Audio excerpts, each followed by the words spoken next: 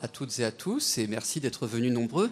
Il est vrai que nous avions quelques craintes sur la date que nous avions choisie, puisque nos valeureux champions du monde débutent leur Coupe du Monde ce soir.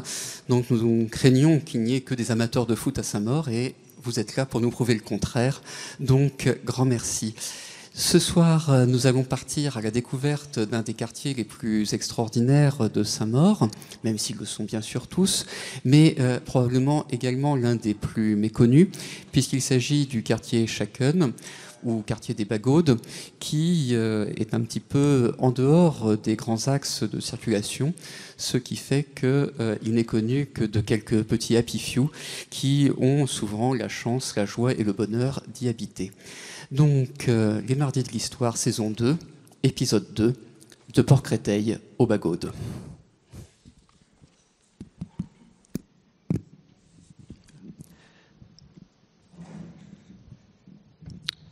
Bonsoir. Alors, moi je vais vous parler du quartier du Moyen-Âge jusqu'à Auguste Marin. Et Aurélien prendra le relais à partir d'Auguste Marin. Le futur quartier Schaken, autrefois, ce sont des îles, des petits bras, des prés. Inondés par la Marne chaque année, berges et îles servent de pâturage aux moutons. Ce sont d'excellentes terres. Elles sont bordées de saules et tétées pour stimuler la formation de rameaux utilisés en vannerie comme tuteur ou pour donner le coup de feu dans le four à pain. Les îles relèvent de la seigneurie des moines de l'abbaye de Saint-Maur. La plus grande d'entre elles est l'île Saint-Père, c'est-à-dire Saint-Pierre. L'abbaye s'appelait Saint-Pierre-des-Fossés jusqu'à la fin du XIIIe siècle. Elle est devenue île des Saints-Pères au XIXe siècle par ignorance des cartographes. Elle est bordée par le bras de porte, qui vient du latin portus, port, passage et non porte. Ce bras menait au port Créteil. Dans ce bras étroit comme un bief, probablement artificiel, qui s'appellera aussi bras de Gravel ou bras des Saints-Pères, aujourd'hui boulevard des Bagaudes, se trouvent dès le XIIe siècle 2 moulins appartenant à l'abbaye, ainsi que des gores, c'est-à-dire des pièges à poissons en entonnoir, formés de pieux et d'une nasse en osier. Les moines perçoivent des taxes sur ces équipements. Aux moulins de porte s'ajoutent, vers Saint-Maurice, les moulins des Corbeaux et de Gravel. L'île Saint-Père est la plus vaste de Saint-Maur, en partie en pré, en partie en terre labourable. Elle est très recherchée. En 1534, elle est louée, ainsi que les gores et le bras de l'île, à Loïs Braillon, célèbre médecin de François Ier. Dans le dernier tiers du XVIe siècle, elle appartient à Tristan de Rostin, maréchal de France, dont l'épouse est une dame de compagnie de Catherine de Médicis. L'île Saint-Père est entourée d'îlots satellites dont les noms sont connus dès la Renaissance, l'île Ronde ou île de Porte près de la place des Bagaudes et l'île des Infirmiers que je n'ai pu situer. Dès la fin du Moyen-Âge, on mentionne aussi l'île Machefer, ainsi nommée de même que l'île Brispin côté Créteil, parce que le bac et les bateaux qui traversaient la Marne à cet endroit se fracassaient souvent sur sa pointe. L'île Chapelle et l'île du Porcheret, cette dernière rattachée à la terre ferme dès le XVIIIe siècle. Très ancien, le bac, bachot ou petite nef, qui permet de passer de Saint-Maur à Créteil, est payant et affermé à un passeur qui perçoit la moitié des taxes et l'abbaye l'autre moitié. On dépose l'argent dans le bateau. Son embarcadère se trouvait vers l'entrée sud du port actuel de Matériaux. À partir de la fin du XVIe siècle, c'est le prince de Condé qui est propriétaire du bac et de la maison du passeur. Le passeur détient aussi le bail de droit de pêche dans la Marne. C'est l'endroit où les bateaux qui remontent la Marne, tirés par des bœufs ou des chevaux sur le chemin de halage côté Créteil, traversent la rivière, tractée par une corde tendue entre les deux rives, pour remonter ensuite côté Saint-Maur, où la rive est plus courte et évite les îles de Créteil, Bonneuil, Chenevière, Champigny. Près du bac s'est développé dès l'époque mérovingienne le hameau de Port-Créteil. Des monnaies d'or du VIe siècle mentionnent le Porto Cristoiallo. À la fin du XVIIe siècle, c'est un ensemble clos de 7 maisons imbriquées d'1 à 2 étages avec grange, écurie, étable, laiterie, abreuvoir, cour et escalier extérieur commun. Les habitants sont issus de vieilles familles de Saint-Maur, tous parents, les Bidon, Nicole, Breteuil, Sedaine, Dalle, Thierry. Ils sont laboureurs, pêcheurs, maçons, tailleurs de pierre. Ce dernier y taille les moellons extraits des carrières de Saint-Maur qu'on charge sur de grands bateaux à fond plat pour les constructions de Paris. La place du hameau de Port-Créteil subsiste, c'est aujourd'hui la placette en cours de réaménagement où se trouve le restaurant 3615 Antonio, un quai du port de Créteil. On rêverait volontiers d'en refaire la véritable place de village qu'elle était. En 1571, la reine Catherine de Médicis, qui a fait embellir le château de Saint-Maur, fait aménager une cassine ou ferme à l'emplacement futur du lycée Marcellin Berthelot. Le potager s'étendait jusqu'au bras de Marne, c'est-à-dire jusqu'au boulevard des Bagaudes. Il était clos de murs avec des tourelles de surveillance pour prévenir les vols. Il a été ensuite le potager du château des Princes de Condé jusqu'à la Révolution, avec le chenil pour les chiens de chasse. Un pan du mur de clôture de la Cassine, redécouvert en 1924, subsiste à l'angle de l'avenue Ronsard et du boulevard des Bagaudes. C'était en même temps le mur qui fermait la presqu'île. Port-Créteil est alors un paradis champêtre d'îles sauvages, aux petits bras étroits et mystérieux, propices à la pêche et au canotage. À partir des années 1840, c'est un lieu de villégiature réputé pour les Parisiens, bien avant la Varenne, dont le succès ne démarrera que plus tard. Mais ce succès entraînera son lotissement, le comblement des bras et la perte de son charme bucolique. En 1812, le percement du canal de Saint-Maur, décidé par Napoléon Ier et achevé en 1825, coupe le bras de Gravelle et l'île Saint-Père. Pour que ce bras mort ne devienne pas une eau stagnante nauséabonde, on creuse un canal de dérivation parallèle au canal de Saint-Maur. La moitié est de l'île se trouve coupée en deux parties inaccessibles. Le vieux pont situé au bas de la ruelle du pont de Porte, qui donnait accès à l'île, avait été emporté par les glaces en 1794. La commune étant trop pauvre pour le reconstruire, elle finit par en abattre les restes pour donner plus de place au lavoir, un équipement fondamental de chaque village. Puis elle autorise le propriétaire de l'île, Berson, à bâtir en 1828 un pont de briques appelé le Pont Rouge. Le même canal, souhaité depuis longtemps pour le commerce fluvial, court-circuite la boucle de Saint-Maur. Deux conséquences, la disparition de la navigation dans la boucle et un manque d'eau. En amont à Joinville, un barrage ferme la rivière, ne laissant passer que quelques mètres cubes d'eau. Aux basses eaux, la boucle de Saint-Maur n'est plus qu'un cloaque herbeux et vaseux très nauséabond. Les moulins-bateaux de Champigny et de Bonneuil périclitent.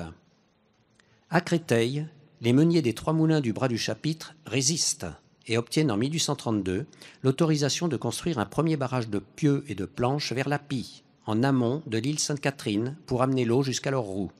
Avec le développement du canotage, ce barrage mal fichu où pullulent les loutres, qui ne disposent que d'un pertuis étroit et non d'une écluse pour le passage des canots et des barques, se révèle dangereux. On signale de nombreux accidents et même des noyades, au point qu'il faudra interdire son passage en 1865. Les canotiers furieux seront réduits à débarquer et à transporter leurs lourds canots de l'autre côté du barrage. L'ouvrage va cependant durer 70 ans jusqu'en 1902. En 1831, un programme royal préconisant le remplacement des bacs par des ponts, la commune de Créteil demande un pont à la place du vieux bac de Port-Créteil. Accordé par ordonnance de Louis-Philippe fin 1836, le pont, en charpente de bois sur pile de pierre, ouvre en 1841. Un péage permet au constructeur d'amortir ses frais, 5 centimes par piéton, 10 par cavalier, et la gratuité pour la rentrée des récoltes, les troupeaux allant au pâturage, les fonctionnaires et les militaires. La commune de Saint-Maur, peu concernée par ce pont, n'y prête alors guère attention. Les débuts du canotage. Dans les années 1830, Alphonse Karr, romancier et journaliste atypique, malheureux en amour mais excellent sportif, Alphonse Karr, donc, et son ami Léon Cataille, inventent et répandent le canotage sur les bords de Marne, à Joinville, comme à Port-Créteil. L'écrivain y loue une villa où il se rend à cheval. Il y a écrit son roman le plus célèbre, Sous les tilleuls, et son roman le plus triste, Fa dièse, et racontait ses souvenirs dans le Dictionnaire du pêcheur et bien d'autres romans.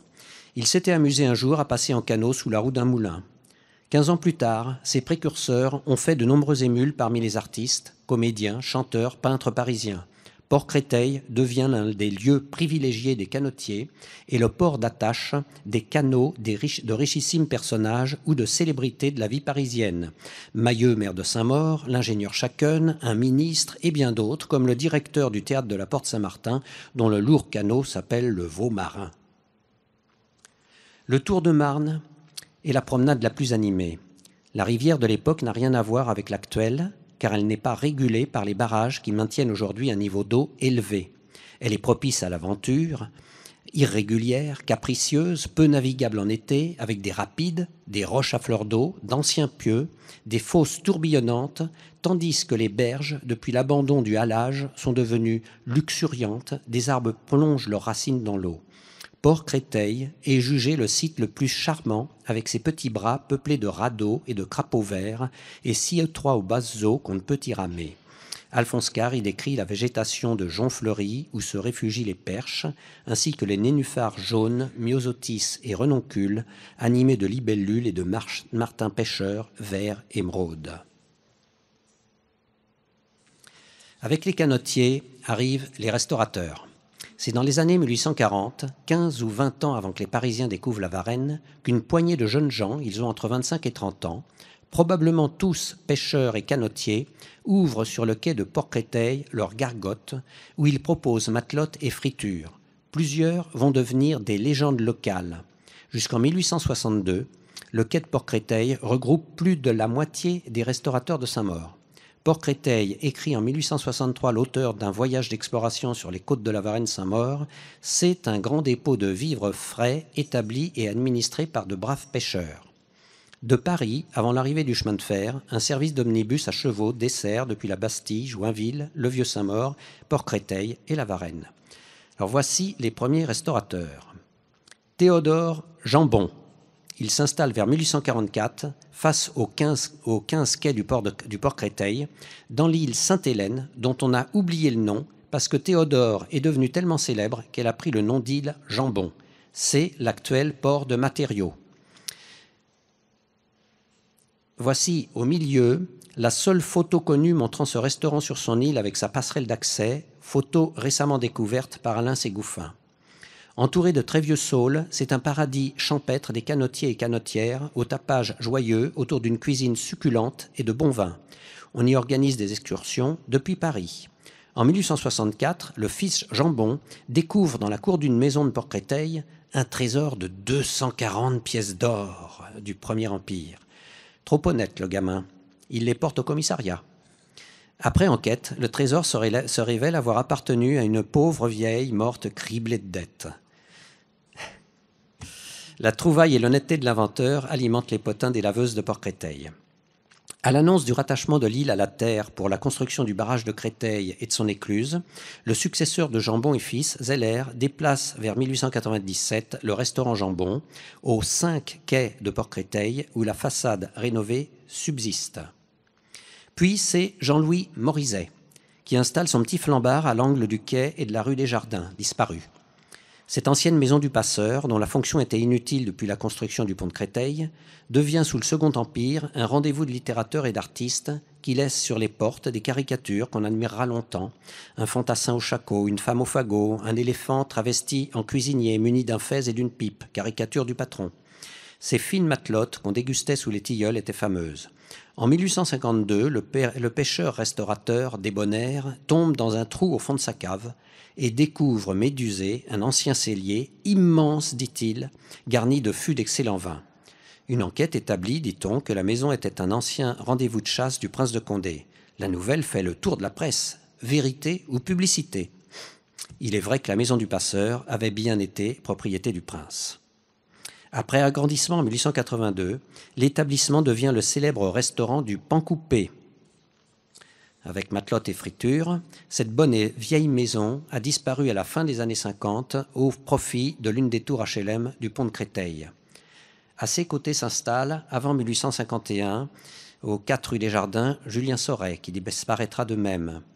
Et au numéro 1 du quai, au débouché de la rue Chevreul, apparaît Félix Contessène, auquel succède Métré, qui en fait le grand hôtel de la Passerelle, dont nous connaissons le descendant du dernier propriétaire, Louis Urbier. C'est aujourd'hui le seul établissement qui subsiste et fonctionne sous le nom de bar-restaurant 3615 Antonio. Évoquons maintenant Port-Créteil sous le Second Empire avec l'apparition de la villa Schacken. Alors Pierre Schacken, c'est un ingénieur né à Ostende dont la réussite est paradoxale car son nom signifie échec en flamand. D'abord soldat dans l'armée française, puis commissaire de police à Ostende, général de la garde civile belge lors de la guerre contre les Hollandais en 1830, au cours de laquelle il rencontre Basile Parent, également belge, mais aussi gros propriétaire normand. Il s'associe avec ce dernier pour construire la première ligne de chemin de fer de Belgique en 1835. Leur ascension est fulgurante.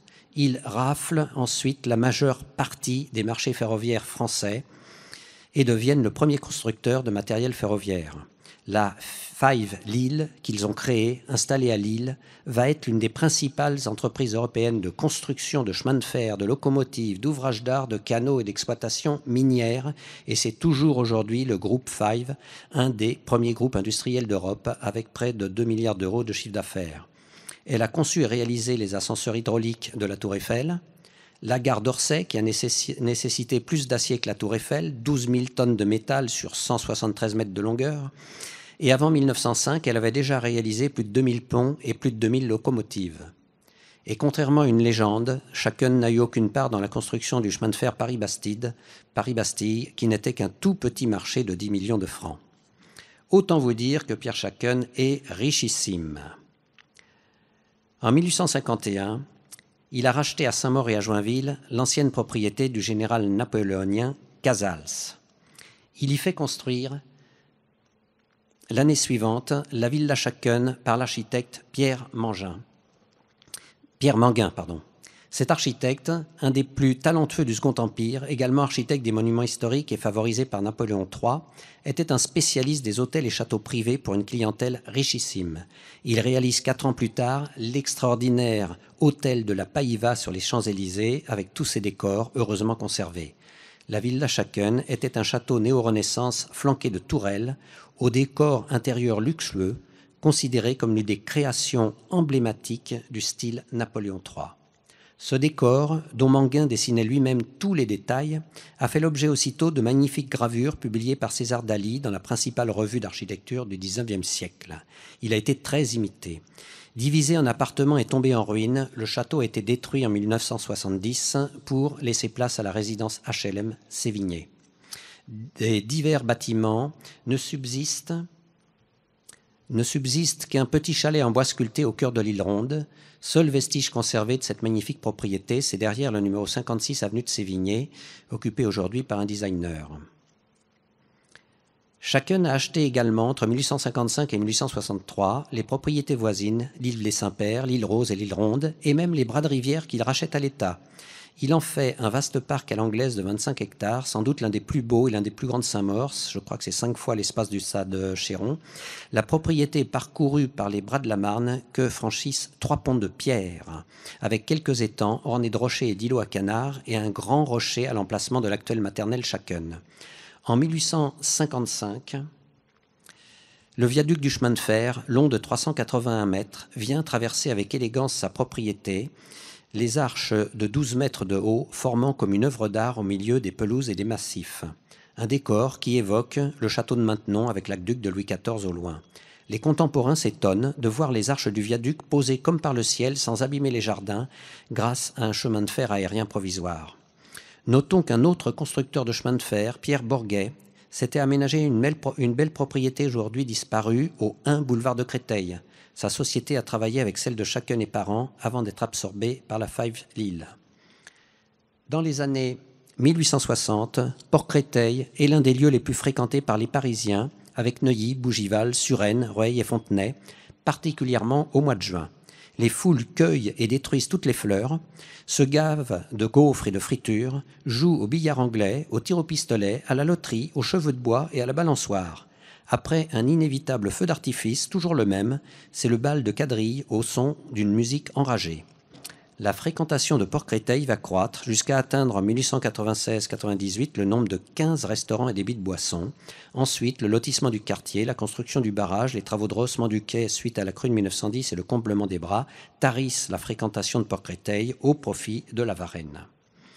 En 1870, en septembre 70, c'est l'approche des armées allemandes et le début du siège de Paris qui constitue l'un des épisodes les plus meurtriers de la guerre. Comme à tous les ponts, le génie fait sauter une arche du pont de Créteil et l'incendie détruit le reste.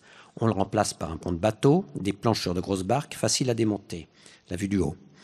Il est emporté une fois par une crue de la Marne, une autre par des blocs de glace, la Marne ayant gelé puis dégelé.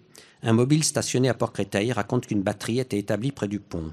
Toutes les maisons, abandonnées par leurs habitants, il ne reste que les soldats, les pillards et des espions, dit-on, sont mises à sac, le plus souvent par des soldats français qui se saoulent et vandalisent plus qu'ils ne volent. Partout, ils abandonnent des objets dans les rues désertes. Portes et fenêtres servent à se chauffer. Le château Schacken n'est pas épargné. Il y reste un piano trop lourd à emporter. Pierre Schacken a eu la chance de décéder avant le conflit, à 77 ans, le 8 janvier 1870, et de ne pas connaître le sac de sa belle villa. La boucle de la Marne échappe au champ de bataille et on signale peu d'événements à Port-Créteil, si ce n'est la saisie d'une chaloupe ennemie contenant des armes et plusieurs caisses de cartes topographiques. La guerre finie, les habitants réfugiés à Paris sont de retour. La réparation des dégâts est longue et difficile, même dans ce quartier encore très peu construit, ravagé à nouveau en décembre 1872 par une très forte inondation. Un rapport de janvier 1973 note qu'en périphérie de la boucle de la Marne, la population se compose presque exclusivement d'ouvriers de Paris qui ont acheté à bas prix des terrains humides sur lesquels ils ont bâti de chétives demeures et créé des installations industrielles plus chétives encore. Le rapport stigmatise des voies publiques indigentes et des constructions qui s'affranchissent de toutes les règles de l'art de bâtir. Quelques carreaux de plâtre pour les murs, une porte et une fenêtre achetées d'occasion dans les démolitions de Paris, quelques planches formant le toit, voilà l'inventaire immobilier de la demeure d'une famille. C'est paru dans Le Figaro, 20 mai 1873. Le pont de Créteil est reconstruit en 1872. Vous voyez au centre une rare photo de la reconstruction du pont. Arrive la Troisième République. Ici, le bras de l'île Fleury. Voici venu le temps des lotissements populaires, où ni les propriétaires ni la commune ne se préoccupent de l'inondabilité des terrains. C'est d'abord l'île Mâchefer, que ses habitants rebaptiseront l'île Fleury. C'était une ancienne propriété du prince de Condé, vendue parmi les biens nationaux à la Révolution. Son propriétaire, Félix Mathieu, cherche désespérément à la vendre depuis 1859. De guerre lasse, après en avoir coupé les 140 magnifiques peupliers et vendu le bois, il réalise un nouveau pont d'accès et met aux enchères l'île en 18 lots en 1880. Les gens normaux ne se bousculent alors pas pour s'installer sur une île inondable. En 1872 comme en 1876, la Marne en crue est passée par-dessus les murs des jardins de Port-Créteil. Les premiers habitants sont souvent des marginaux. On cite le journaliste Thomas, fuyant les représailles en 1848, qui s'y construit avec son domestique une curieuse maisonnette de bois sur pilotis. Un ancien notaire, Massenet, un nom de maître chanteur, qui a subtilisé les bijoux d'une divette, Madame de Sancy, ne lui laissant que ses beaux yeux pour pleurer. Et même un faux monnayeur, qui a fait bâtir un pavillon où il a installé sa maîtresse belge, ainsi que des photograveurs avec qui ont été fabriqués 1000 billets de 100 francs. 3 sont arrêtés, 2 autres s'enfuient en Suisse, d'où ils étaient originaires. 2 ans plus tard, en 1882, la fille de Pierre Schacken, Madame Rommel, fait dessiner par le géomètre architecte saint-maurien Victor Ardouin le plan de lotissement en 123 lots de la grande villa Schacken, compris l'île des Saints-Pères. 7 rues, ou plutôt des chemins, sont tracés, dont la rue des Îles, la rue de Joinville, l'avenue de Saint-Maur, qui sera rebaptisée Jules Geoffrin après 1890, et l'avenue du Pont-de-Porte, devenue Georges Politzer après la Libération. Ces années-là sonnent le glas du caractère champêtre du quartier Schacken, mais les premières maisons sont bien modestes. Voici voir la photo. On n'est pas à la Varenne. Le château lui-même est vendu avec 2,5 hectares de parc en 1883. Aussitôt, après les lotisseurs, apparaissent les spéculateurs, en particulier Androphile Mauvais, oui c'est son nom, un moment conseiller municipal, qui achète la plupart des terrains pour les revendre plus cher. Il est associé d'abord à Moreau, puis à M. Mangin, qui, installé 40 rue Jules Geoffrin, sera le père de Nicole Mangin, seule femme médecin de la Grande Guerre. Je dois ces informations aux belles recherches de M. Courtine, qui est dans la salle.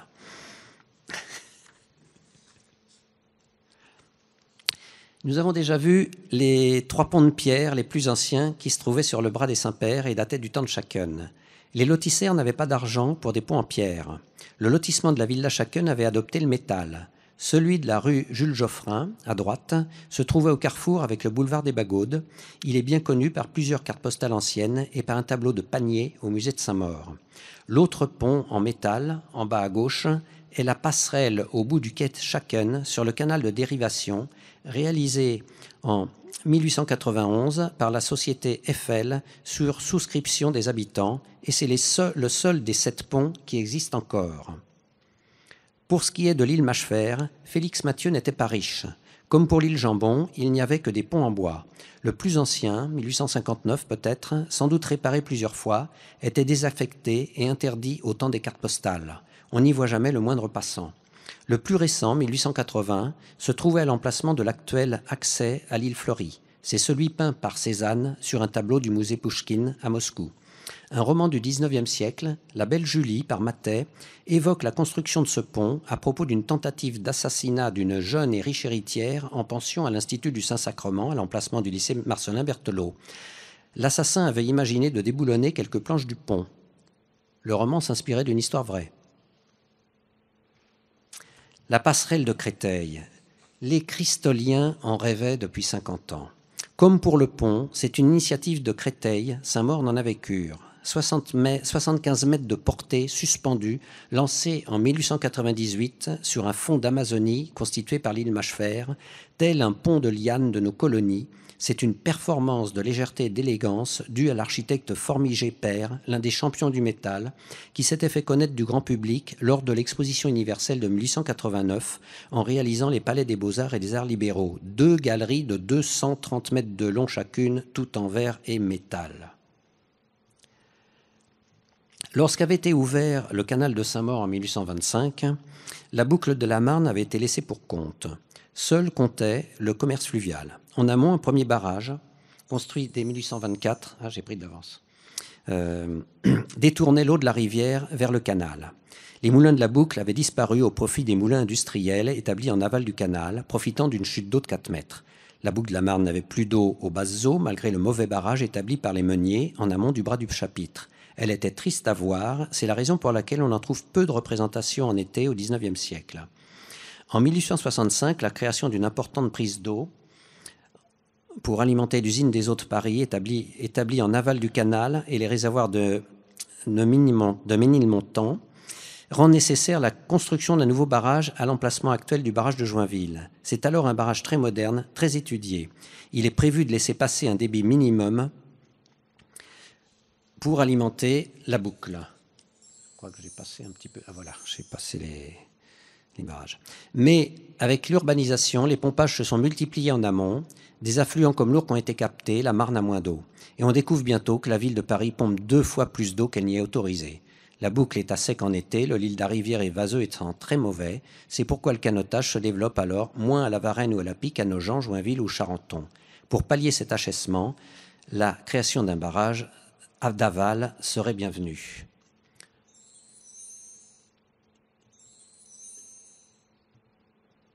Alors, pendant 20 ans, le projet de ce barrage échoue parce que la boucle n'est pas un enjeu commercial. L'État, responsable du canal, refuse sa participation. La ville de Paris, responsable de pompage excessif, de même. Finalement, c'est le département de la Seine et la ville de Saint-Maur qui s'accordent en 1894 pour construire ce nouveau barrage. Il va nécessiter des travaux préalables avant d'être inauguré en 1902, puis reconstruit en 1973. Comme pour le barrage de Joinville en 1867, ces travaux préalables consistent à reprofiler le cours d'eau et supprimer les îles. L'île Sainte-Hélène ou île Jambon est rattachée à la terre ferme et aménagée en port de matériaux. Et un îlot absent de toutes les cartes est supprimé. Le lit de la rivière est reprofilé pour supprimer tous les hauts-fonds. On voit encore sur le plan des travaux la trace de l'île Porcheret, à la pointe de laquelle se trouvait le restaurant au pan coupé. La placette de Port-Créteil, située désormais face à un port de matériaux, ne sera plus une destination de loisirs. L'aspect touristique n'est jamais pris en compte dans les grands travaux de l'époque. Le nouveau barrage est à aiguilles, des aiguilles qu'on relève manuellement pour réguler le cours de la rivière. Après les inondations de 1910, ces aiguilles seront rehaussées pour faire de la boucle de la Marne une retenue d'eau. Il dispose d'une écluse de 45 mètres qui permet aux bateaux de marchandises ou de voyageurs de pénétrer dans la boucle pour la première fois depuis 1824. Cette écluse a été allongée ensuite presque jusqu'au pont pour satisfaire le trafic du port de Bonneuil. Lorsqu'elle est devenue insuffisante, il a fallu reconstruire le barrage de l'autre côté du pont de Créteil, en amont, avec une écluse de 130 mètres de longueur. Grâce à ce barrage de 1902, les activités nautiques se développent désormais à la Varenne et à la Pie, tandis que le quartier de Port-Créteil, dont les petits bras ont toujours aussi peu d'eau puisqu'ils sont en aval du barrage, se trouve un peu délaissé. Les lieux de loisirs se déplacent vers les seuls bords de marbre restés agréables, sur les quais Chacun et Joséphine, où règnent pour plusieurs décennies 2 établissements de bal aux nuits très agitées, le Bal Coulon et la Maison Camus, que complète un ponton de canotage, des garages à bateaux et une baignade au droit de la rue Politzer. Un grand lavoir industriel et des bains chauds, bateau lavoir et bain au 21 quai Joséphine, aujourd'hui boulevard du Général Ferrier, s'était installé sur le petit bras de l'île Mâchefer et sur le quai Joséphine. 2 petits restaurants les avaient rejoints, sympathiques. L'ensemble durera 75 ans, une longévité record. Et pourtant le lavoir, long de 20 mètres, était hors de proportion avec le bras, et dès les débuts des lotissements, les riverains s'étaient plaints de la pollution de la buanderie et des bains sulfureux qui déversaient leurs eaux sales dans le petit bras qui n'avait ni eau ni courant. 30 ans de plaintes ne parviennent pas à une solution. Tandis que la navigation s'y opposait, la commission d'hygiène de la Seine préconisait de combler les bras. On polluait de l'eau de la Marne, la même eau non filtrée que l'on puisait pour les fontaines publiques. Les habitants du quartier n'ayant pas l'eau courante. La question était surtout de savoir qu'est-ce qui revenait le plus cher, du curage des bras ou de leur complément, et qui paierait. La navigation n'était pas intéressée, les propriétaires n'avaient pas d'argent, les spéculateurs se faisaient discrets, et les municipalités du XIXe siècle, confrontées à de nombreuses dépenses, discutaient plus qu'elles n'agissaient, d'autant que les habitants de Chacun n'étaient pas les plus influents. Cette cartographie du comblement progressif des bras du quartier entre 1750 et 1945 me fournit la transition avec le XXe siècle dont va vous parler Aurélien Prévost, et je conclus ma partie avec cette image d'un magnifique cormoran que j'ai eu le plaisir de photographier il y a 2 ans sur le bras de dérivation, le dernier bras non comblé depuis la passerelle Eiffel. À vous, Aurélien.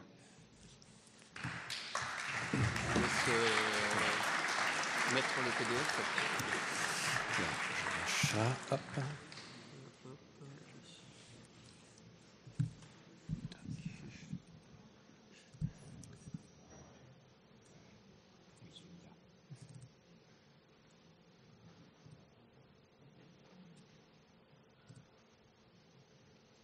Vous le manœuvrez vous-même? Vous le faites vous-même.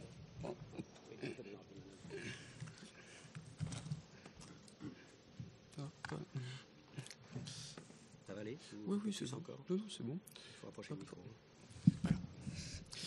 Donc, avec Auguste Marin, commence une nouvelle période dans l'histoire du quartier Chacun. En effet, après avoir remporté les élections en 1908, Auguste Marin dresse un tableau peu flatteur de la situation laissée par ses prédécesseurs, puisqu'ils ont laissé, je cite, « pousser le bourg de sa mort comme le plus petit des villages. Aucun plan, aucun programme n'existait. » Que décide donc Auguste Marin? C'est simple, d'organiser et d'étudier, à tout point de vue, un aménagement logique, rationnel et complet de la commune. 17 ans plus tard, en 1925, Marin peut donc indiquer que grâce au personnel dévoué et compétent, avec une volonté opiniâtre d'organisation méthodique, la persévérance et la ténacité de la municipalité ont obtenu ce résultat que notre cité qui, il y a 20 ans, était considérée comme un bourg provincial, est devenue l'une des plus belles, des plus prospères, des mieux réputées de la région parisienne. Rien que ça. Cette volonté apparaît donc clairement dans les premières décisions prises par Auguste Marin dès 1908. Ainsi, la question du classement dans la voirie municipale des rues de la Villa Chacun revenait régulièrement au conseil municipal depuis 1892. Mais on se heurtait d'une part au coût de réfection des voies dont il fallait rehausser le niveau, coût que les propriétaires assez modestes ne pouvaient prendre en charge, et d'autre part aux exigences de la ville qui demandaient que lui soit livré un quai de 12 mètres de large le long du bras des Saints-Pères, ce qui était absolument impossible. Aucune décision complète n'avait donc été prise. Quelques rues étaient en effet entretenues par la commune, mais beaucoup restaient la propriété des lotisseurs. Lors du conseil municipal du 5 août 1908, soit quelques semaines après son élection, Auguste Marin propose donc la reprise par la ville du pont de la rue Pinet et de la passerelle de la rue Jules Geoffrin. Ces deux passerelles et ces deux ponts, appartenaient tous les deux à Galas, et ainsi que différentes rues qui appartenaient à un autre propriétaire qui s'appelait Job. Les ponts ne sont en effet plus entretenus et les propriétaires ne payent plus de redevances. Par conséquent, le service de la navigation menace d'en interdire l'accès, ce qui serait évidemment préjudiciable aux habitants. Il y a donc urgence à agir. La délibération est évidemment adoptée.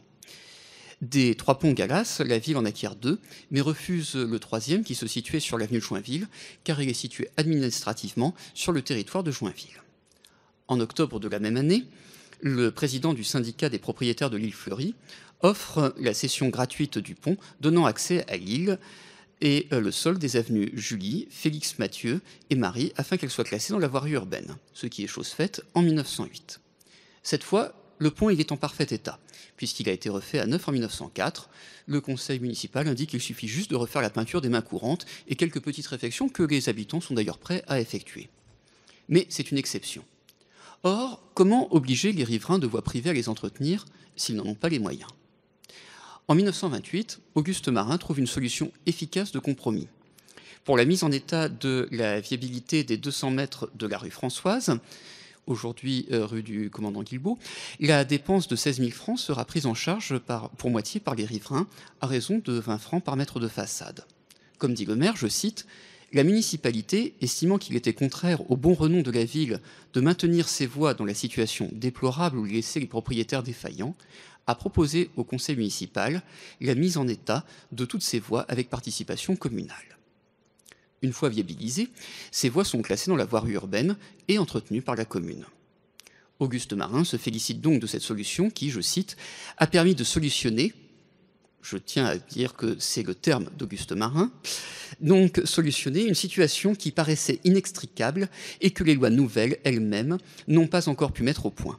Ainsi, la crise des lotissements a été évitée à Saint-Maur et nous ne pataugerons plus dans des bourbiers que nous devions traverser pour nous rendre d'un point à un autre de notre ville, par des voies ouvertes au milieu des champs, par des lotisseurs qui, avant les lois actuelles, avaient abusé de la crédulité de leurs acquéreurs.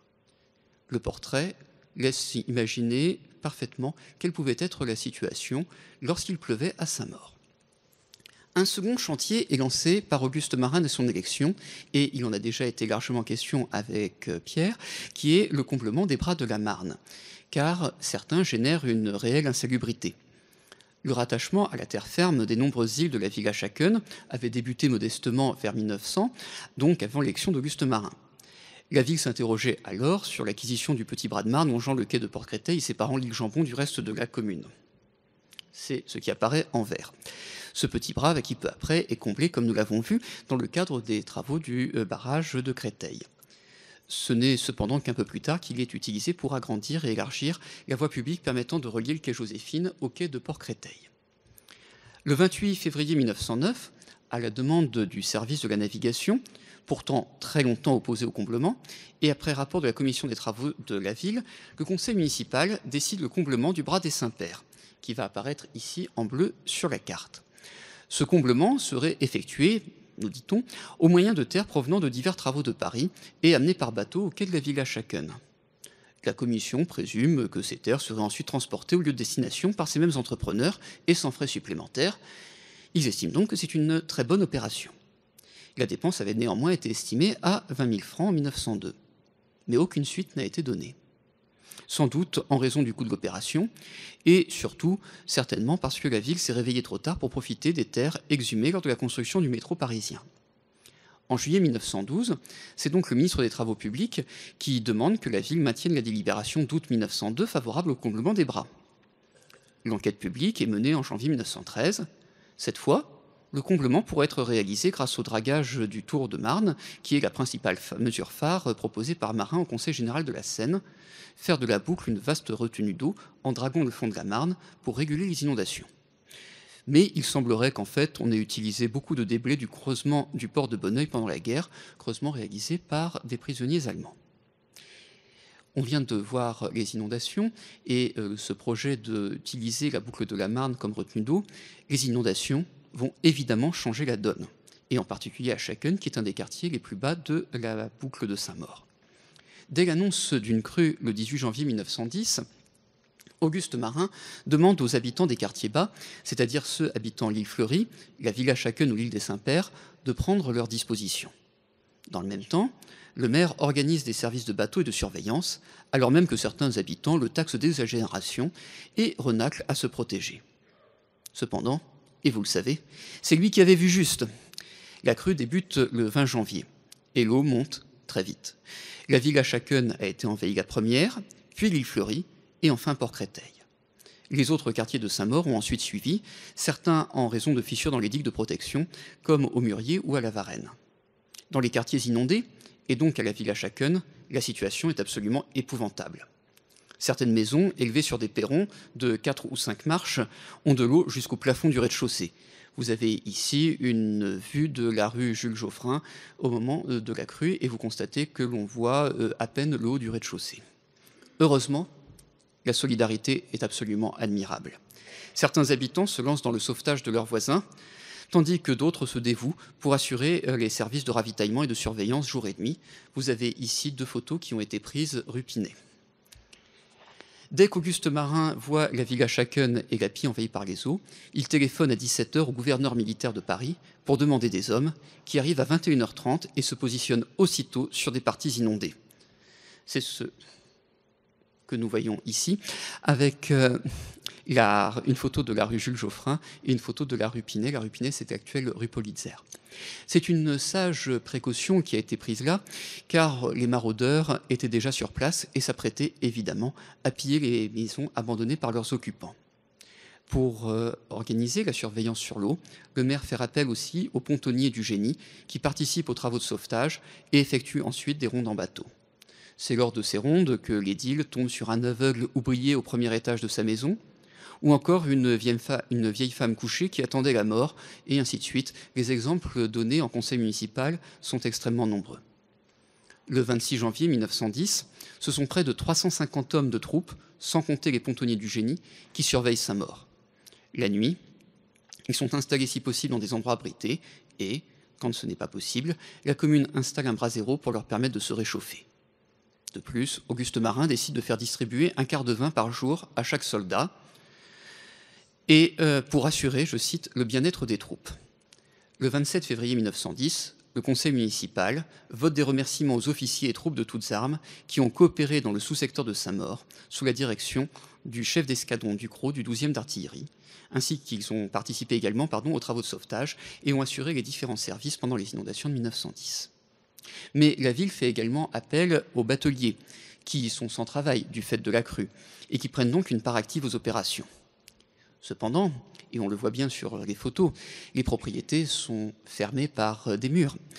Donc il y a des propriétés qui sont totalement inaccessibles aux bateaux. C'est pourquoi le maire fait réquisitionner dès le début de la crue toutes les bottes disponibles dans la boucle. Celles des égoutiers municipaux, celles de l'usine des eaux municipales, celles des ponts et chaussées, et même celle de l'usine des eaux de la ville de Paris. Et comme il n'y en a pas assez, il en fait acheter immédiatement à Paris, ce qui permet à la ville d'avoir une trentaine de paires disponibles. Vu la surface, 30 n'était pas anodin, mais enfin, c'était quand même pas beaucoup non plus. Les riverains évacués sont invités à se rendre auprès de leur famille, si elle est proche et au sec. Les sinistrés, n'ayant pas de proches pouvant les accueillir, sont installés plus haut, dans un terrain qui n'a pas été inondé, c'est-à-dire d'abord à l'école Jules Ferry, sur des lits qui sont loués par la commune, puis sur des couchettes militaires. Mais la crue ne cesse de progresser, le nombre de personnes à le reloger augmente évidemment. C'est pourquoi l'école Rouget de Lille, actuelle maternelle d'Hydro, est à son tour réaménagée. En même temps, de nombreux Saint-Mauriens offrent des lits, des chambres, des locaux vides. Après la crue vient le reflux, et les habitants découvrent alors les ravages liés à l'inondation. Bien des entreprises ont été inondées, contraignant les ouvriers au chômage. La ville choisit d'embaucher ceux-ci pour les travaux de terrassement et de déblaiement, comme dans les rues Arthur, rue des Saules, c'est l'actuelle avenue Ronsard, et sur le quai Joséphine, par exemple. Mais surtout, les inondations entraînent une modification des projets de la ville. La priorité est désormais la protection des habitants contre le risque des inondations, et 3 grands axes sont définis. En novembre 1910, Auguste Marin communique au conseil municipal la liste des travaux que l'État et le département ont proposé de faire dans la commune de Saint-Maur. Donc, il a demandé et obtenu que les travaux de protection de la villa Schaken, qui avait rencontré une vive opposition de la part des ingénieurs en raison de la dépense à consentir, soient étudiés comme ceux des autres quartiers de la ville. Il signale ensuite les travaux qu'il a proposés, d'accord avec le service de la navigation. La suppression du bras des Saints-Pères, pour éviter à la villa Schaken d'être contournée par les inondations, l'établissement d'un quai et d'une digue tout le long de la villa Schaken. Et cette digue serait d'une hauteur à déterminer par le service des ponts et chaussées, puis irait rejoindre le pont de Créteil. Mais les inondations ont également montré qu'il y avait un problème d'assainissement. Donc pour l'assainissement de Saint-Maur, les ingénieurs du département proposent de construire un égout circulaire qui recevrait toutes les eaux résiduaires et qui serait dirigé vers une canalisation sous la Marne jusqu'à une usine de refoulement établie au Moulin-Berson, c'est-à-dire à Créteil, pour être ensuite renvoyé à des bassins bactériologiques situés au Mont-Mély, toujours à Créteil.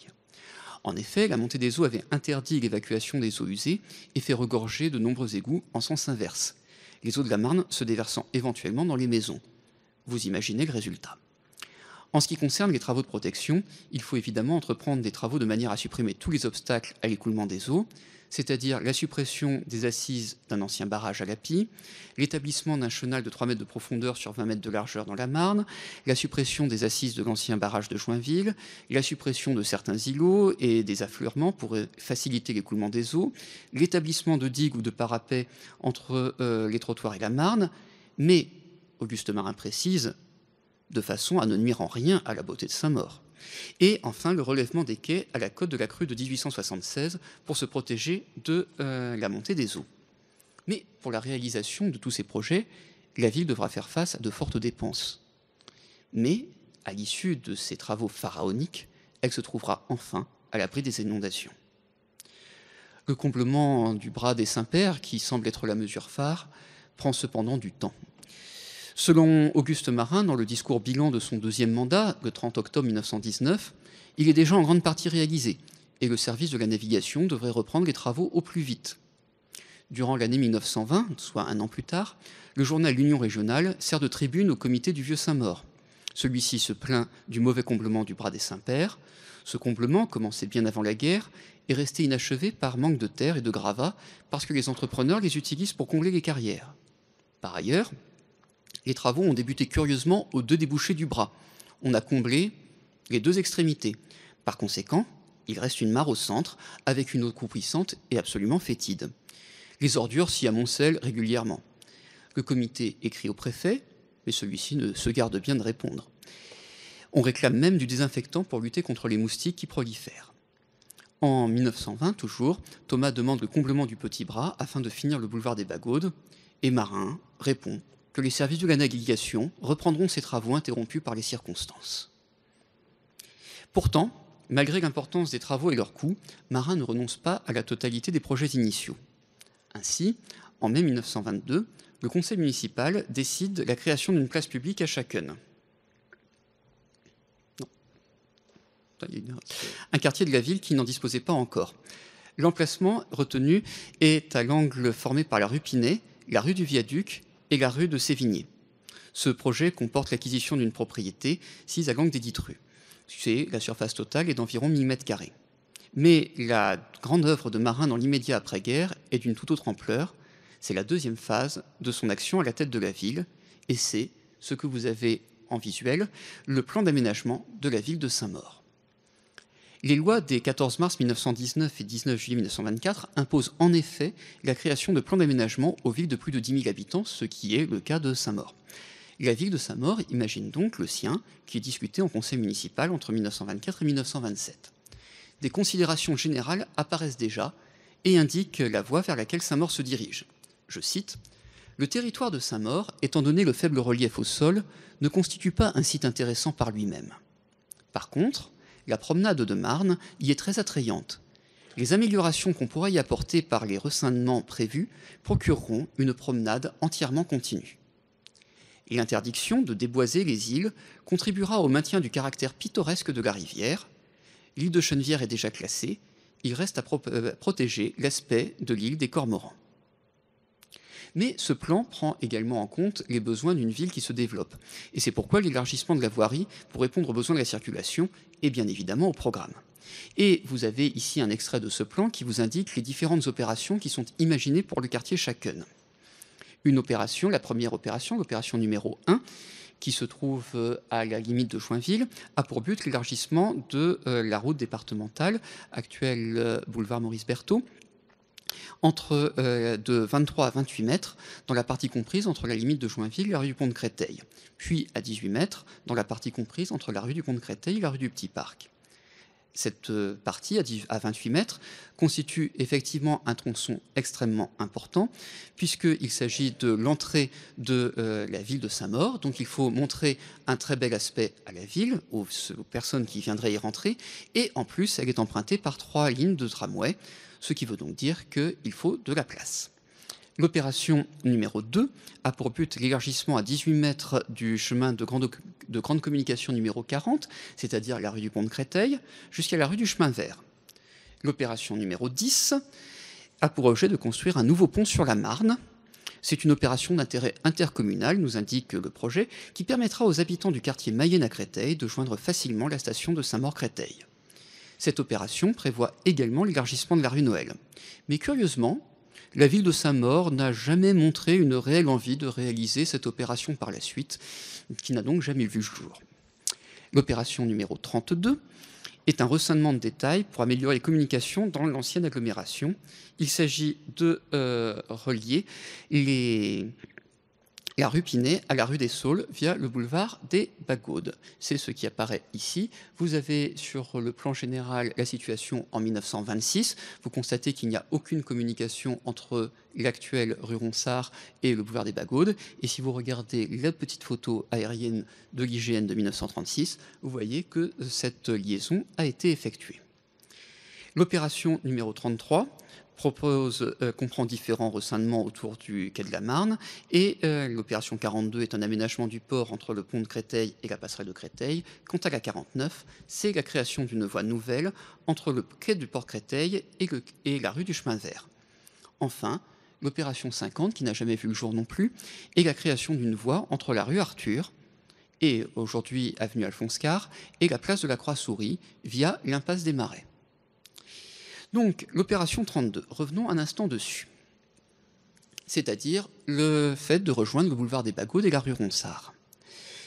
La création de ce boulevard des Bagaudes, après la Première Guerre mondiale, à l'emplacement du bras des Saints-Pères, incite la commune à rationaliser les voies existantes dans le quartier Schaken.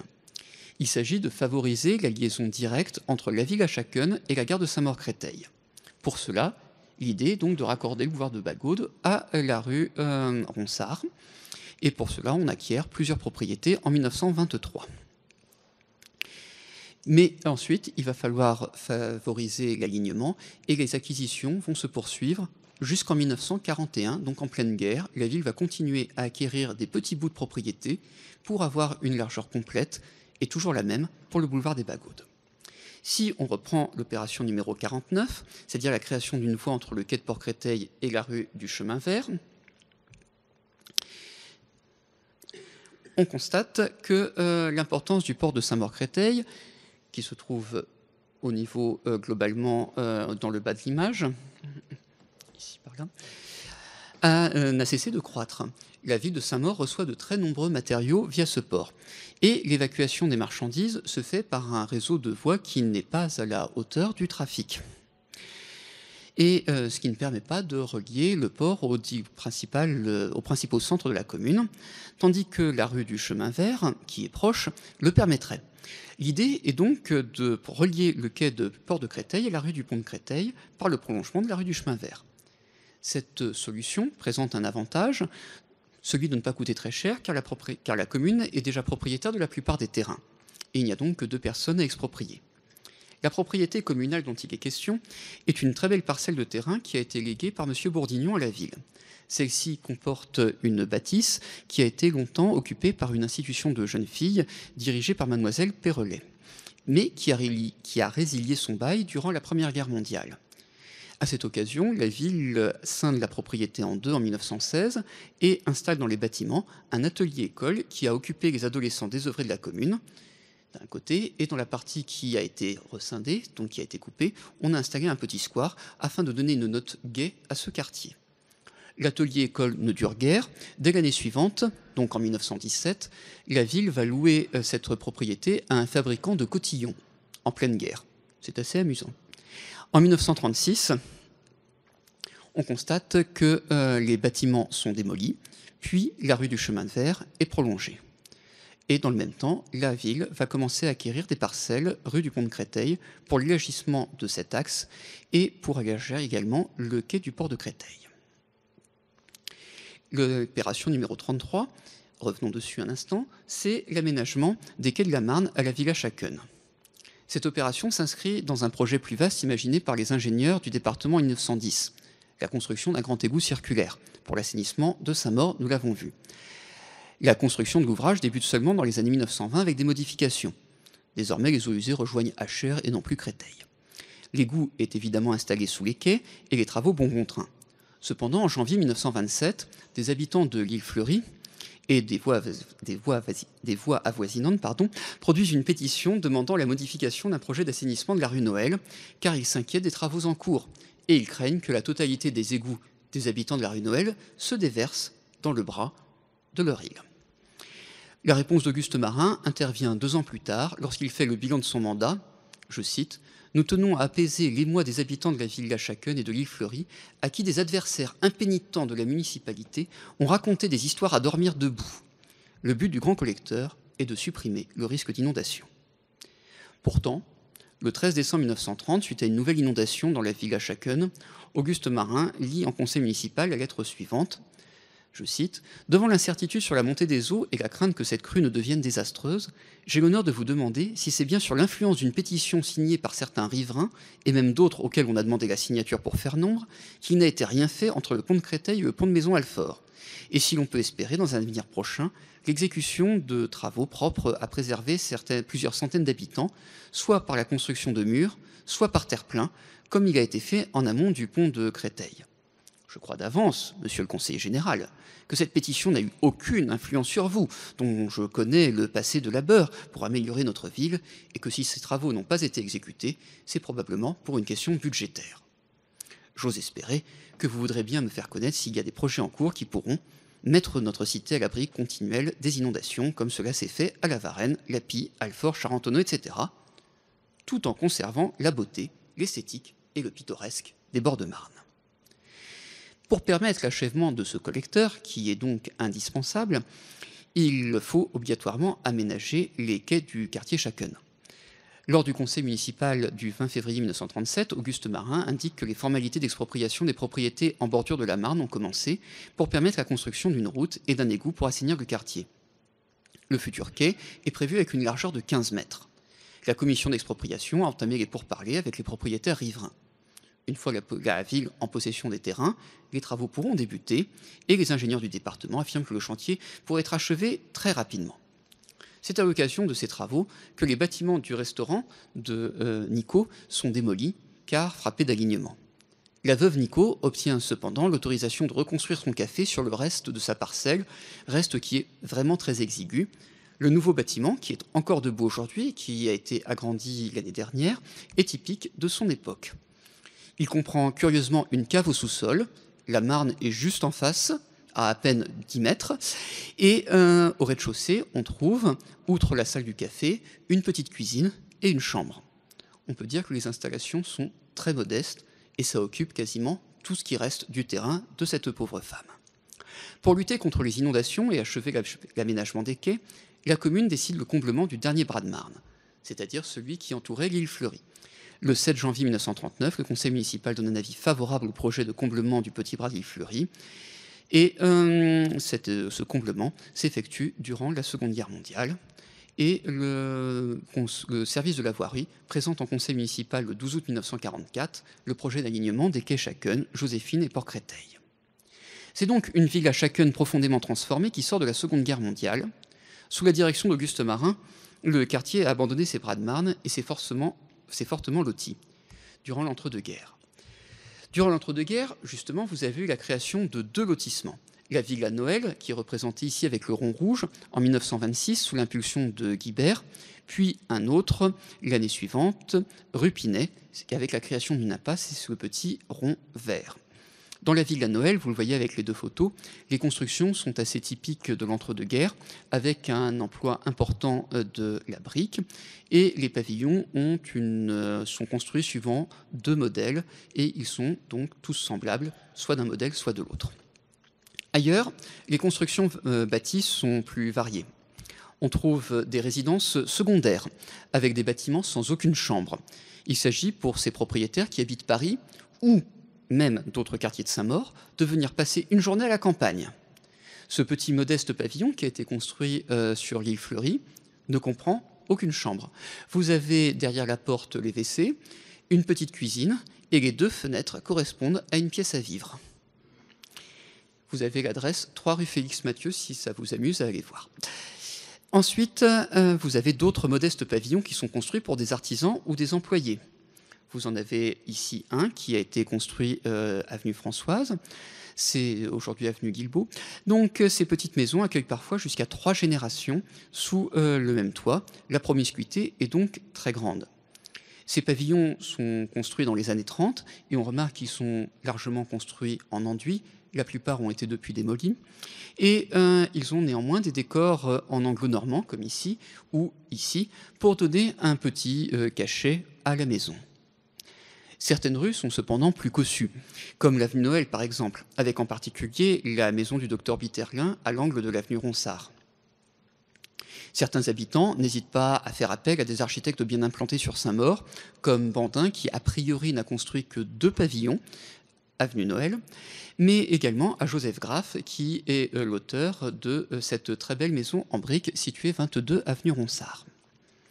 Mais durant l'entre-deux-guerres, le nom de certaines rues change et nous sommes ici dans une conférence qui est co-organisée avec la Société d'Histoire et d'Archéologie, donc comment ne pas évoquer l'action de la Société d'Histoire et d'Archéologie du Vieux-Saint-Maur en 1929 qui demande au conseil municipal que la rue Françoise, qui est ici en rouge, porte le nom d'Alphonse Karr, que nous avons vu dans la première partie de cette conférence grâce à Pierre Gillon. En effet, Alphonse Karr habitait vers 1830 dans le voisinage de l'emplacement qu'occupe la rue Françoise. Le conseil municipal adopte ce vœu le 29 juin 1929. Le souci, c'est que les habitants de la rue Françoise ne veulent absolument pas du nom d'Alphonse Karr. Et ils le font savoir. Et ils préfèrent le nom du commandant Guilbeault. Par conséquent, le conseil municipal délibère une nouvelle fois. La rue Françoise devient rue du commandant Guilbeault et la rue Arthur, en vert, devient la rue d'Alphonse Karr. Néanmoins, le quartier va changer encore plus profondément après la Seconde Guerre mondiale. Une nouvelle période dans l'aménagement du quartier s'ouvre en effet. Il faut d'abord faire face à la forte augmentation du nombre d'enfants à scolariser. En effet, après-guerre, la France connaît un formidable baby-boom. Le nombre d'enfants scolarisés dans les écoles de Saint-Maur augmente donc fortement.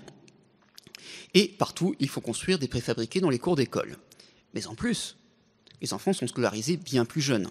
Les effectifs en école maternelle explosent donc. C'est pourquoi, en 1954, le conseil municipal décide d'acquérir la propriété Ferrier, 5 rue des Îles, propriété qui avait été divisée peu avant, mais qui comporte un très beau lot qui permet de construire une belle école maternelle typique des années 50. Vous la voyez ici avec une photo un petit peu ancienne, elle a depuis été légèrement rafraîchie cet été. Donc, la ville l'achète pour 6,5 millions de francs. Mais en 1955, vous avez encore des inondations à Chacun, et c'est pourquoi Legrand, un habitant du quartier, écrit au maire pour se plaindre.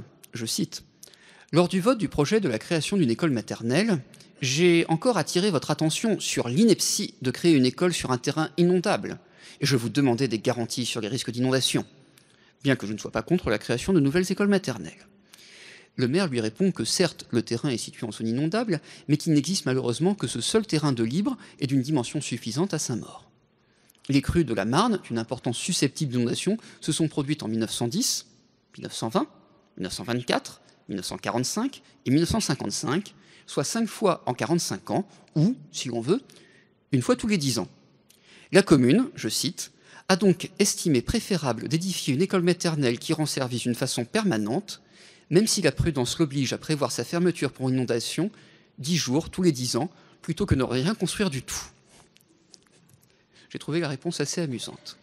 Il faut ensuite, bien évidemment, face au développement de cette population, loger de manière convenable tous les nouveaux habitants. Un autre grand chantier commence donc à la même époque, au sud du quartier. Au sortir de la Seconde Guerre mondiale, la tête du pont de Créteil est un terrain qui est en friche, et les habitations le long de la rue des Jardins ou du quai du port de Créteil sont pour la plupart insalubres. Mais c'est la crise du logement, même à Saint-Maur. Ainsi, en 1947, Edmond Chesbeuf, gérant de la société Auréor, demande l'autorisation de démolir le 16 rue Chevreul, celui que vous voyez actuellement sur la photo, car il juge le bâtiment insalubre. Après un accord oral, il essuie cependant un refus par le ministère de la Reconstruction, qui estime que la bâtisse peut encore servir. Manifestement, l'administration n'a pas tort, puisque comme vous le voyez, le bâtiment est toujours debout aujourd'hui et habité. Cependant, la commune souhaite agir, et elle commence donc à acquérir des parcelles afin d'aménager la tête du pont de Créteil. Dès le 6 avril 1946, le conseil municipal autorise l'acquisition du 78 rue du pont de Créteil appartenant à Madame Morlaix. Cette décision est approuvée par le préfet le 28 mars 1947 et déclarée d'utilité publique le même jour. En 1955, l'office HLM de Saint-Maur-des-Fossés, dirigé par le docteur Cros, acquiert les 74 et 76 rue du pont de Créteil afin de construire des logements. Pour faciliter l'opération, le conseil municipal, dirigé alors par François Urbani, décide, le 31 mai 1955, de céder gratuitement le numéro 78, qui est un terrain de 2788 m². Cette cession est acceptée par l'office HLM très vite. Le 15 octobre de la même année, un contrat est passé entre le cabinet d'architectes Coste et Laurence et l'office public des HLM, contrat approuvé le 13 décembre 1955 par le préfet, et ce contrat va donner naissance au premier logement HLM de la tête du pont de Créteil, non pas les tours, mais la barre que vous voyez ici. Les élections municipales de 1959 voient la victoire de Gilbert Noël. Dès le conseil municipal du 12 juin 1959, c'est-à-dire très tôt, Gilbert Noël indique que la nouvelle municipalité envisage de réaliser une opération de 340 logements dans un quadrilatère de 3 hectares, compris entre la rue du pont de Créteil et la rue des Jardins, c'est-à-dire de l'immeuble Nivea, actuellement occupé par Septodon, jusqu'à l'immeuble des 120 logements, qui est celui que vous voyez. Les terrains, explique-t-il, sont occupés par de grandes villas, prenant façade côté rue du pont de Créteil et possédant des jardins profonds, et par des habitations vétustes rue des Jardins, utilisées par le centre des Nord-Africains, comme on disait alors. L'opération permettra également l'élargissement de la rue du pont de Créteil, décidé depuis de très très longues années. Un certain nombre de terrains sont déjà la propriété communale, il y a donc relativement peu d'expropriations à prévoir. En effet, depuis avril 1959, l'office public des HLM acquiert de nombreuses propriétés. Vous avez ici un petit tableau qui vous récapitule les différents achats avec les propriétaires qui ont soit été expropriés, soit été convaincus de vendre leur propriété. Le 22 septembre 1959, c'est l'architecte Jean Coste qui présente à l'office public des HLM un rapport sur la construction de ces logements. Il explique que l'opération dite du pont de Créteil se composera d'un bâtiment terminé de 120 logements, mais que, vu la difficulté à trouver des terrains de dimension suffisante à Saint-Maur pour réaliser une opération valable en vue de construire d'autres groupes de logements, il a été décidé de construire ces tours aux abords immédiats. Le service des ponts et chaussées a évidemment été consulté, vu la proximité immédiate de la Marne. Mais il est d'accord. L'aménagement est extrêmement ambitieux. Il comprend la reconstruction du pont de Créteil et l'aménagement du carrefour de la place de la Résistance avec différents terre-pleins pour canaliser la circulation, ainsi que le stationnement des autobus, car il est prévu la création d'un nœud important de transport en commun à cet endroit. Il est également prévu l'élargissement de la rue du pont de Créteil à 28 mètres en prenant sur une emprise côté ouest, c'est-à-dire côté Marne. Il est également prévu l'élargissement de la rue des Jardins avec l'expropriation des bâtiments insalubres occupés par le fameux centre des Nord-Africains. Le réaménagement du quai du pont de Créteil, qui ne débouchera plus sur le carrefour de la place de la Résistance, mais qui passera sous le pont et rejoindra le quai du port en Foire sans emprunter le carrefour. En gros, c'est la situation actuelle. Enfin, l'installation dans un triangle formé par la rue du Pont de Créteil, la rue du Chemin de Fer et le quai du port de Créteil d'un pavillon pour les bureaux du service des ponts et chaussées, le pavillon de l'éclusier et la station de pompage. Tout cela, c'est bien, mais le conseil municipal décide d'aller plus loin et en 1961, il décide de supprimer une rue, la rue des Jardins, qui était coincée, qui était parallèle, on va dire, avec le quai du port de Créteil. Puis il décide l'expropriation de tous les terrains qui sont situés entre la rue du Pont de Créteil, la rue des Jardins et le quai du Pont de Créteil au profit du port de Créteil, au profit de l'office HLM. Certains propriétaires refusent de vendre, ce qui est le cas par exemple de M. Bibas. Vous avez ici un plan parcellaire. M. Bibas était propriétaire d'une parcelle qui est juste limitrophe de l'usine Septodon actuelle. Il a donc été consulter les plans du projet et il a constaté qu'on expropriait son terrain pour y construire un parking. Il fait remarquer que donc son terrain n'est pas utile pour l'opération. Ce à quoi le enquêteur fait remarquer que c'est absolument indispensable de l'exproprier, puisqu'il faut des parkings pour tous les logements, mais surtout, il faut pouvoir avoir la possibilité d'ouvrir des fenêtres sur le pignon du futur immeuble, et que sans ce terrain, l'office pourrait perdre jusqu'à 30 logements. Par conséquent, M. Bibas est exproprié comme tous les autres. Une maquette est construite par l'architecte, alors que certaines tours sont déjà en construction et certaines tours sont réceptionnées en 1964 et 1965. De son côté, la tour Sonacotra sort de terre. Mais ensuite, plus rien. Et si on regarde cette photo de 1964, on constate que le chantier est arrêté. Pourquoi ? Eh bien, tout simplement parce que les prix proposés par les entreprises sont incompatibles avec les tarifs pour la construction de logements sociaux. Les dépassements sont tels qu'ils sont interdits par la loi. Il faut donc attendre 1966 pour qu'une modification de la loi permette d'envisager ces constructions, mais le permis de construire arrive alors à échéance. Le 30 mars 1966, le président de l'office HLM, qui était à ce moment-là Gilbert Noël, demande donc au préfet la prorogation de la validité du permis de construire, ce que le préfet autorise le 3 août 1966, soit bien plus tard. Les travaux débutent en octobre 1967 et l'office des HLM contracte un prêt de près de 11 millions de francs pour financer la construction de ces tours.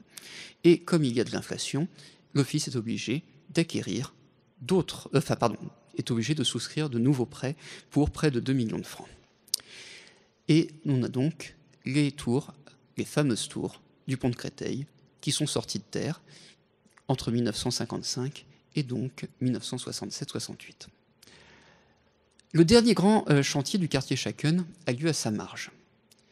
C'est l'élargissement de la rue du Pont de Créteil, qui s'effectue en deux temps, d'abord au milieu des années 80 vers la rue Chevreul, puis en 1990 pour permettre la création du Transval-de-Marne. Si vous regardez cette photographie, qui nous a été généreusement communiqué par quelqu'un présent dans cette salle, eh bien vous voyez que derrière l'arbre, tout le pâté de maison a été démoli au milieu des années 1980 pour y construire les immeubles qui s'y trouvent avec le petit supermarché qui y est actuellement. Si on regarde toujours cette photo, vous voyez les immeubles qui se situent au premier plan sur la droite. Ceux-ci ont été démolis dans les années 1990 pour le Transval-de-Marne, ainsi que les petits pavillons qui sont attenants. Donc, c'est la dernière grande opération qui concerne le quartier Schacken. Mais depuis 2014, d'autres opérations ont évidemment vu le jour. Le quartier a bénéficié de nombreux travaux de voirie. Des aménagements sportifs ont vu le jour, boulevard du Général Ferrier. Des pistes cyclables ont été créées sur les quais et dans la rue Politzer. Le quartier a aussi été pilote pour la politique de ville apaisée, avec une circulation à 30 km/h avant qu'il ne soit généralisé dans toute la boucle. Et l'école maternelle est en cours de rénovation, avec, comme je vous le disais, une première tranche achevée durant l'été. Comme tous les quartiers de Saint-Maur, Schacken a connu de profonds bouleversements au cours de ces 2 derniers siècles. Cependant, s'il n'est plus la petite Venise qu'il était au XIXe siècle, il a conservé un caractère bucolique toujours très prononcé.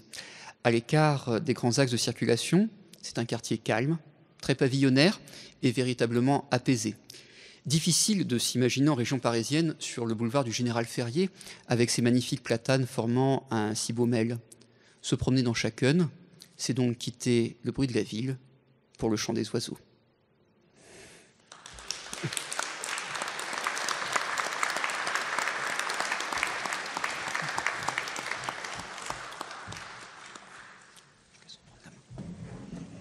Alors, y a-t-il des questions ?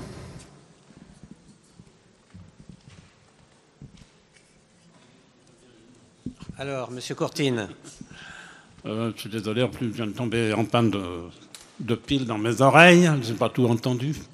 Je suis allé à un enterrement aujourd'hui, donc je suis très perturbé. C'est pour ça que j'ai oublié de changer mes piles. En fait, je voulais reparler de Village Chacun, boulevard des Bagaudes. Ah, pardon, vous m'entendez là? Excusez-moi.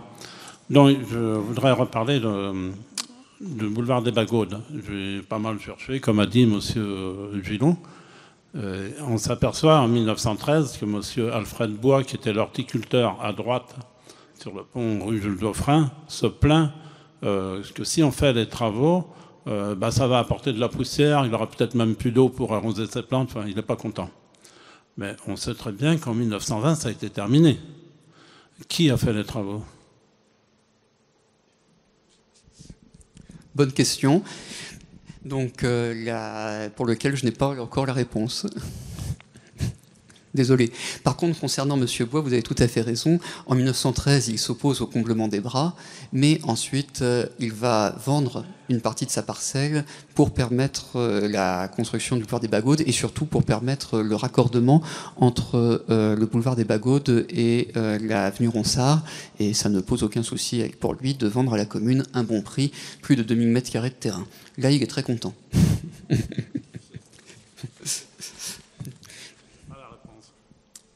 Je n'ai pas la réponse. Qui a fait le travail? Parce que si ça a commencé en 1914, enfin, pendant les quelques années de guerre, est-ce que ce sont les femmes de Saint-Maur qui ont fait le travail ou des prisonniers de guerre? J'aimerais savoir. La réponse, donc on sait que c'est le service de la navigation qui s'est chargé des travaux, donc la réponse est à chercher de ce côté-ci, et pour le moment je n'ai pas encore eu le temps de creuser, ce qui est un petit peu un comble quand il s'agit de combler un trou, de creuser. D'autres questions?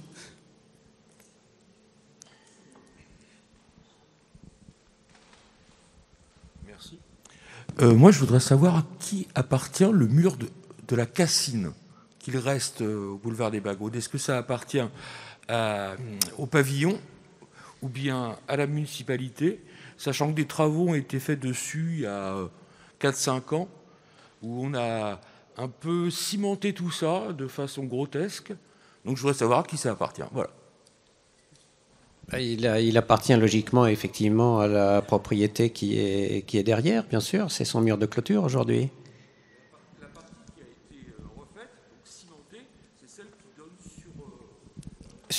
Qui donne sur la voie publique, oui.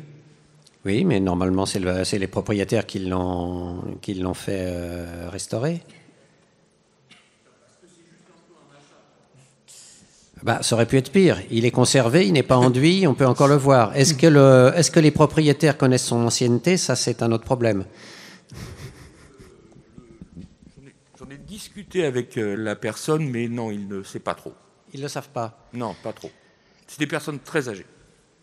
Et j'ai découvert d'ailleurs récemment pourquoi en 1542, le cardinal du Bellay avait entièrement fermé la presqu'île de Saint-Maur. C'est parce que, bien sûr, c'était un grand chasseur, tout seigneur est un grand chasseur, et ce cardinal était beaucoup plus seigneur que homme d'église.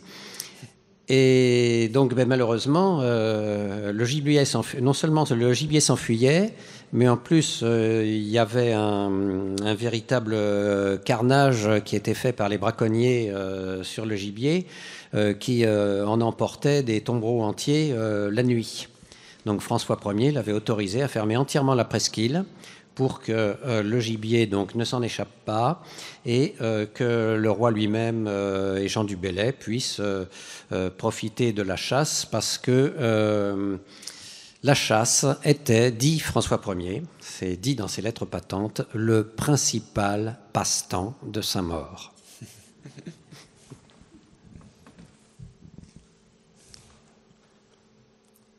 D'autres questions ?